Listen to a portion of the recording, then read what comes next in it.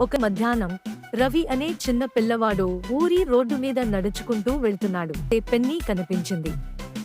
దాన్ని తీసుకుని చూశాడు. ఆ సమీపంలోనే ఆయన తాత నవ్వుతూ, అది లక్కీ పెన్నీ రా రవి, దాన్ని జాగ్రత్తగా ఉంచుకో, మంచి పనులు జరుగుతాయి అని అన్నాడు. పెన్నీని జేబులో వేసుకున్నాడు. ఆ రోజు అద్భుతం జరిగింది. రవి స్కూల్లో అనుకోని పరీక్షలో ఫస్ట్ మార్కులు కొట్టేశాడు. తరువాతి రోజున ఓ కోల్పోయిన పప్పీ, కుక్క పిల్ల కనిపెట్టి దాని యజమానికి ఇచ్చాడు. ఊరిలో అతను హీరో అయ్యాడు. ఒక వారం తరువాత అతను చిన్న లాటరీ గెలిచాడు. ఇది లక్కీ పెన్నీ వల్లే అని అనుకుంటూ దాన్ని గట్టిగా పట్టుకున్నాడు. ఒక సాయంత్రం రవి జేబులో చెక్ చేశాడు. పెన్నీ పోయింది. అతని గుండె ఉలిక్కిపడింది. ఇంట్లో, రోడ్డుపై ఎక్కడా వెతికినా కనబడలేదు.